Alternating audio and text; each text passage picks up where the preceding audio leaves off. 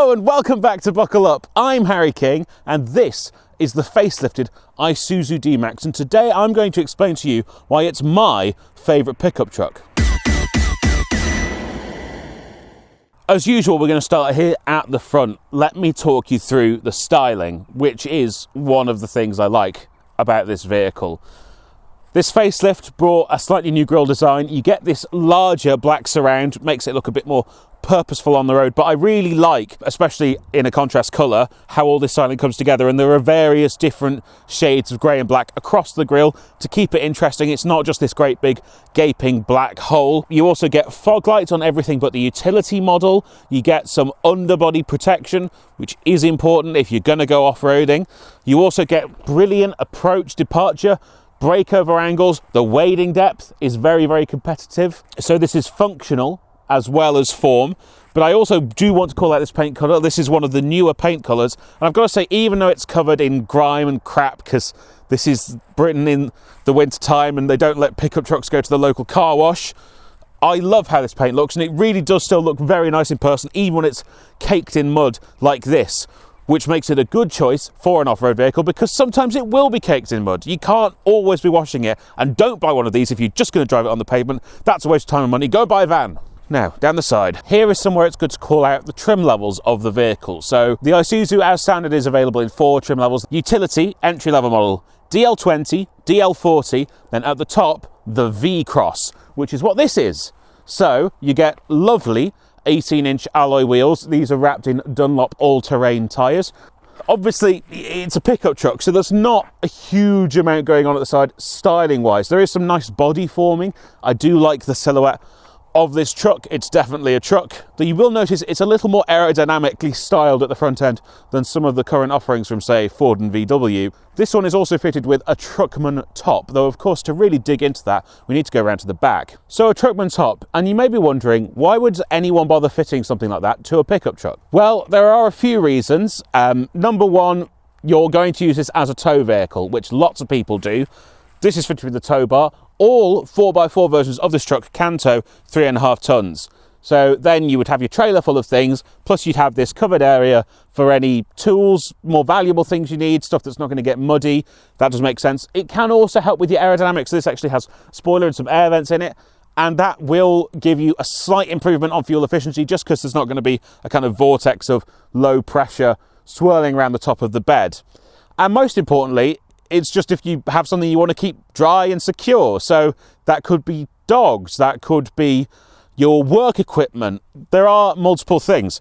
Let's just talk briefly about the design of the back. So you've got V-Cross written in big letters. That's a very, very trad pickup truck thing. And these lovely new 3-level lights, which I really like. These have come with the facelift. The other thing I really like, I can't demonstrate it super well because of the Truckman top, but this rear bumper is a step. You can step up onto it and then onto here and then into the bed if the bed is open, which is really handy because pickup trucks have got so big that the top of the bed is kind of at chest height. I can reach into it, but say you're shorter than I am or something's further back in the bed and you can't quite get it, it's handy to be able to climb in and out easily and safely. Other things to call out on this Truckman top, it is integrated into the central locking system, which is lovely. It does also come with these big keys, but if I use the normal key fob, handle comes down and door goes up. It's on struts as well, so it is just like having a big boot. I can drop this down. So they've fitted in here what they call a bed rug. So this is very much a luxurious interior bed space. This would be ideal if you had working dogs that needed to go to places on a farm, for example. Also, you may have noticed when this lowered, this is on a gas strut. That is across the range from DL20 upwards. So you don't have to worry about the tailgate flopping down and hitting and over time getting damaged. There's lots of small, sensible things on this, and there's lots of variability and usability because obviously this has a bed rug and a cap, and that makes it very cushy and weatherproof and everything else. But you can have this in bare metal, you can have it bed lined, you can have a slide-in bed liner, you can have any variation of tops, roll top covers as well, lift up caps. It is a canvas almost for whatever you need. Now that is true of basically all pickup trucks. But just if you're watching this as someone who's thinking about buying their first pickup truck, full stop, there you go. This area is really your plaything. Obviously, if you're buying a used vehicle and it's coming with something, it'll cost you money to change it round, and all of this stuff obviously is an option. You have to pay if you want a bed rug. Just in case you're wondering if you wanted to have one of these, but maybe occasionally you'd have to throw in, I don't know, grass clippings or something. It does all peel away on Velcro. You could remove it for the day and then pop it back in, provided you clean underneath it, obviously. It is still flexible, usable, utilitarian. Other features, you've got sliding windows all around, so the front one slides away, although the rear window of the truck doesn't slide, but that could operate as a pass-through if you have a vehicle with a slide-away rear window. Also, the side window slides. So again, if you have animals in here, dogs, or maybe a sheep that you're carrying around, you can give it a bit of ventilation on a hot day. Very handy. Let's close this up though and see what it's like inside. I am actually very impressed with this truck because dimensionally, it's actually one of the smaller pickup trucks on sale in the UK, which is a good thing, I think. That's one of the reasons I like it, is I feel vehicles like this have got bigger than they need to. But this seat is in its furthest back position. This is a position also in which I drive it. And you can see there is still space for a 5'11" man in the second row comfortably. I've got headroom. My legs just about fit behind the chair, but they can fit either side of it as well. It's comfortable. So why are the other ones bigger? They don't have significantly bigger beds. This bed can still take a ton in it. It can take a Euro pallet, no bother. But I have space in the second row. Also, these seats don't feel too upright, which can be an issue in a pickup truck sometimes. My only complaint is these rear headrests don't raise up, and it's sort of digging into the top of my back here. So I just wish I could raise it up slightly. They do raise up, but they don't lock in place, which is a little odd. There's also really handy utility in these back seats. So I'll start with the simplest one, which is this little hook here. It'll take 4 kilos if you just want to hang a bag on it or something. Say you've bought a takeaway curry. But also, these seat bases lift up. There's hidden storage underneath them. You can hook them onto the headrest and hold them in place. Then you have this kind of large tunnel of space where you're not going to worry about damaging your seats. So you could fit tools, anything you want, keep dry and secure. If you don't have a bed cap, for example, could go in this space when you don't have passengers. But then when you do need passengers, they fold down, they're very comfortable. Also, the backrest come forwards. That's where you'll find your stuff like your jack. You can keep your number plate for towing there if you want to. And also the general utility in here is good. So I've got our USB-C. Yeah, I know, only one, but it's something. A little cubby there, 2 air vents. You do actually get air vents in the back. You've got large seat back pockets and space for a bottle in the doors. And you've got Isofix on these seats as well, and a top tether. If you take the back forward, you can attach the top tether. Also, you've got a full 3-point seat belt in the middle seat here, which if you haven't watched my KGM Musso video, it might be odd that I'm calling it out, but not every pickup truck on sale offers an inertia reel center seat belt or a 3-point seat belt, which is crazy to me in the year of our Lord 2025. But this one does have it, so that's again a really positive tick from me. Let's go into the front and look at that. This is another really key part of why I love this vehicle so much. This interior, I think, in so many ways is really good, and it's actually been perfected in the facelift. So, touchscreen, brand new for the facelift, larger system, wireless Android Auto and Apple CarPlay, very, very good indeed. You don't have a built-in sat-nav. I don't think you need one. Android Auto or Apple CarPlay is just better than nearly any inbuilt sat-nav. Rotary knobs though for volume and for tuning, which is really lovely. You've got this row of shortcut buttons here at the bottom, including this menu where you can get straight into all of your ADAS. They've put loads of ADAS on this. This is also the only pickup truck you can buy that has a 5-star Euro NCAP safety rating. It's got a central airbag, 7 airbags as standard, and all of this ADAS. It means you can't reverse out into traffic that you can't see, and it'll brake for you, and it's got blind spot monitoring and loads of really smart stuff. But you can also get into off-roading stuff, your electrical gizmos, everything. It's just here, it's quite easy to access, it's all very sensibly laid out. I've also got so much practical storage. So I've got a cubby up here on the dashboard, I've got an upper glove box, I've got a lower glove box with space for the colossal owner's manual. I mean, look at that. That is War and Peace, isn't it? I've got pop-out cup holders here.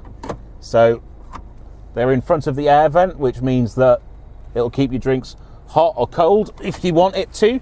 But I've also got 2 cup holders here in the centre, and I've got bottle holders in the doors. I've got separate climate control with proper buttons. Delightful. 2-zone, so passenger and driver can have different temperatures. Below that, a wireless Qi charger, which is handy if you're going to use the Android Auto wirelessly, but you can also plug it in. There is a data port still, and this will also charge your phone at the same time. A row of buttons below. There's some good stuff there. I'll get onto that in a second. The cup holders I've mentioned. Center console storage area. This is nice and big as well. Very, very practical. I've got a little cubby down here if I wanted somewhere to put my wallet, and Keeley, a sunglasses holder that's felt lined so you don't scratch your lenses. Also, steering wheel super well set up. I've got my radio controls on the left, my smart cruise controls on the right. Even though this is a manual, I get radar cruise control, I get auto steer on this V-Cross model, which is lovely. Also, on this top spec V-Cross model, it's just quite nice in here. Now, obviously, there's lots of harder surfaces, but this is still a utility vehicle, a working vehicle, if you want it to be. But the seats are really comfortable. I've got a leather-wrapped steering wheel, heated, as I've said. Seat position's really good. I sit with the seat all the way back, but there is lots of room here. Also, getting in and out, even though it's higher, I've got a grab handle here, I've got a grab handle here. Passenger gets grab handles as well, which is handy if you're going off-road. So you've got something to hold on to as the vehicle moves around. This is soft, armrest is soft, really comfortable seat with adjustable lumbar. So, also, long distance on-road driving is a very comfortable experience. And with that being said, shall we go and drive it? As we set off, the first thing I want to call out is this gearbox. Now, if you're used to driving a normal car, this might be a bit surprising, but first gear in this only goes up to about 15 miles an hour. So you're very, very quickly changing into second if you need to press on. About there. Obviously, that's for both delicacy and precision off-road, and for when you're towing and you may be on a hill start. You know, if this combined train is going to be weighing up to 7 tons, you're going to want a nice low ratio to get you moving with, so you're not putting too much strain on any of the individual components. I just want to mention that because I want to say in general, I think this is quite a good gearbox. And actually, this is my first chance at driving the manual D-Max, and I've got to say it might now be my pick. Now, the reason the manual might be my pick of the range is quite simply fuel economy, or certainly that's the biggest driving pro side for the manual. Like for like, I'm doing about 5 mpg better in the manual than I have done in the automatic in previous cars, vehicles, trucks, and I think that's a significant difference. And actually, it's really hard to find a vehicle that's a serious off-roader that can also break into the 40 mpg mark. Now, some of you may be crying out, Harry, what about the Suzuki Jimny? That weighs nothing and it only has a 1.5 litre engine. These things are true, but that 1.5 litre engine is only naturally aspirated and it only has a 5-speed gearbox. So if you're doing a lot of motorway miles, it doesn't actually do very good MPG. And everything else is quite big and quite heavy and quite complex, and in some cases now not available with a diesel. I'm looking at you, Jeep Wrangler. So the only other thing I can think of that gets MPG this good and also has as much or better off-road capability is a Range Rover Sport, which is like £100,000. There are other reasons for this, what I consider decent fuel economy. Now, there are other pickup trucks with better figures, I will say that, but my experience in the real world is this just seems to beat them at fuel economy. I don't know if it's something to do with my driving style, and I think the key thing within that is weight. Every single version of the D-Max comes in under 2040 kg, which means every single version of the D-Max can be driven at the national speed limit, which is a really nice thing, actually. And people bemoan the engine. Now, I know there is a 3-litre D-Max that exists out there in the world, but alas, it doesn't exist in the UK. You can't get it. you can only get the 1.9 with 164 horsepower and 360 newton meters of torque, which in the segment means it's down on power against the rivals. Basically every other pickup truck is available, at least with a variant that has 200 horsepower and up to 500 newton meters of torque, even in the similar sized engines. And obviously the Amarok and the Ranger are available with diesel V6s. But all of those trucks, pretty much, way over that limit. So they're all limited to 50 miles an hour on an A road, which means in the real world, this is faster. And the other thing that people say is, oh yeah, but it's down on power, so if I'm towing, I can't use it. It won't go up a hill. In the context of the current crop of vehicles, yes, this is down on power, but you go back to the previous generation, lots of vehicles, the powerful variant had this power, and then the base variant had like 120. The Hilux was like that for a long time. Generation before that, lots of the variants had only around 100 horsepower. You go back many, many years, farmers' favourite vehicle throughout the UK, and they towed with them all day long, Land Rover Defender. And I know at this point I'm talking about a vehicle that went off sale 9 years ago, but my point is, while something may be in the current moment not like the pick of the range, that doesn't mean that objectively it's incapable of doing a job. We've just got used to the comfort and ease of towing stuff around with more power, and when people sit there and say, oh, I couldn't buy this, it can't get up a hill, that's just nonsensical. Yes, I understand that it won't have as much pulling power, but it definitely can tow what it says it can tow. Now, if you're buying a vehicle just for towing, then yes, you might as well go and buy one with higher power outputs, because they're out there, they exist, and it will make your life more pleasant, simpler. But if you're only towing occasionally and you're doing a lot of off-road work, the weight advantage of this vehicle, I think, is really worth considering. And you don't seem to lose out on reliability, toughness, or safety. This is the safest pickup truck you can buy, even though it's also the lightest one. It's smaller, so it's easier to maneuver around town. The steering is lovely, lovely and light. Really, really easy to negotiate around things. I've had this inside a multi-storey car park. I'm not going to say it was comfortable, but it was doable. It only just overhangs a standard parking space. All the wheels fit inside a standard parking space, and you can open the doors nice and easily still.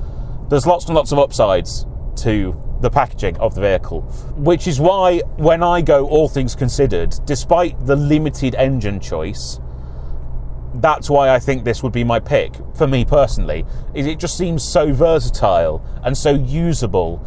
And with that fuel economy as well, I can't really justify owning multiple daily drivers. I can't really justify owning both a fun weekend car and an off-roading weekend car. So my ideal would be to have a daily driver that does off-roading and then a fun weekend car. But I need it to be able to do some things in order to be able to fulfill all that criteria. Now, heated seats is a big one for me. Very, very important. Not to me, but to my regular passengers. Fuel economy, obviously, is very important. Safety is important. This is ticking all those boxes. And it can drive at the national speed limit. And actually, the acceleration isn't terrible. With this manual, it'll go 0 to 62 in 12.7 seconds. With the auto, it'll do it in 13. So, yeah, it's not quick. It's actually slow, pretty slow, but it's not slow in the same way as commercial vehicles used to be, where it was like a second class of traffic. You can actually get up to speed and drive this around like you could a car. It's perfectly doable. Those acceleration figures are very comparable to my first car, actually. So that's why it's so compelling to me as a package. And the other thing is the road manners are really good. Now, the engine is noisy, I have to say that. It's a dry, rattly diesel engine. Definitely very commercial, but I don't mind that personally too much. The actual body control, the ride though, is really good, even with an unladen bed. I find this very comfortable. It rolls in the corners, but it's very manageable. And with this super light steering, it's just a nice cocoon you can go down the road in. I do want to give some upsides of the engine, to be fair. This engine, in one variant or another, has been on sale since 2017. There are no major mechanical issues with it, as far as we know at this point in time. So that is good. This comes with a 5-year, 125,000 mile warranty. The service intervals are 12,500 miles. Those are all good things. Again, and sorry, I never said why I prefer this over the auto. So the big up is fuel economy, but the drawbacks, I think, are actually really minimised. The clutch is super easy to use. The shift engagement, I'm not going to say it's like an MX-5, but it is actually an easy gearbox to use. It's a little bit notchy, but things go in nice and easily. It's not too long and windy. It doesn't have too much play. And in a traffic jam situation, it's actually super manageable. Some diesels have a really heavy clutch because they're obviously handling a lot of torque, especially if they're capable of towing. This one, no, it's very good. The general pedal weights are very, very good, actually. But also, you still get your radar cruise and your auto steer, even with the manual. In some manufacturers, that's not the case. So you're also not losing out too much long-distance journey capability. And you just bosh it into sixth when you're on the motorway and don't worry about it. It's only start-stop traffic. And it's easy to live with in those situations. The other big upside for me, the reason I really like this truck, is it is very definitely off-road oriented. So the DL on the trim levels, that stands for diff lock. So everything from the DL20 up gets a rear diff lock. They also all get, apart from the very, very base utility spec single cab, they all get a four-wheel drive transfer case with low range. And with this new off-road button, I've actually taken one of these off-roading Avalanche Adventure on the launch of this facelift. It's super impressive what it'll do, and that was just on road tyres. So if you want to put on something a bit meatier, this will go a really long way off-road. As stock, all of the figures on it I think are absolutely acceptable. Obviously you're going to want to lift it if you're doing serious off-roading. They do sell the Arctic Trucks variant of this if you're onto really serious off-roading. But I just think it's a really beautiful compromise between all of the things I am interested in, from a 4x4 that's capable of being a daily driver and will do actual proper work. And people who buy these are super loyal, and these are really, really popular with people who actually use pickup trucks to work. People who buy Amaroks are like business owners who want to fit in on a job site. People who buy Isuzu D-Maxes do actually use their pickup trucks as intended. So all of those things put together, it just makes it really likeable, really usable for me. And I honestly think this is the pickup truck I would buy if I was going to buy one, and this is the pickup truck I would recommend to most people. Obviously, if you want to write a comment and tell me your use case, there are scenarios in which I would recommend different pickup trucks, absolutely. But for me, this is ideal. I feel like it has a good spread of capability, usability, comfortability, and I would thoroughly recommend one. But let's go back and wrap this video up. Well, there you go. My third full-length video on an Isuzu D-Max of this generation, which in itself should tell you how much I enjoy driving the vehicle. I understand that there are reasons that you might look for other models, but for me, this is the ideal pickup truck for the UK, for my needs as an off-road enthusiast and someone who occasionally carries large loads. And there you go. That's why I've laid it out. I really like this pickup truck. I think you should go and check one out if you're in the market for a pickup truck. It's tough, reliable, sensible, economical, stylish. What's not to love? Thank you so much for watching. Please remember to like, comment, and most importantly, subscribe. If you go down into the description, you'll find all the links to all our social medias. You'll also find 3 ways that you could support the channel. So, no, 2 ways. There's 2 ways to support the channel. We have merchandise that I'm currently sporting, and we also have channel memberships right here on YouTube on our main channel. So please go and check all of those things out. Write those comments. Tell me how you get the 3-litre version of this in Australia. I can't wait to hear more of those comments. And otherwise, I will see you next time. Bye-bye.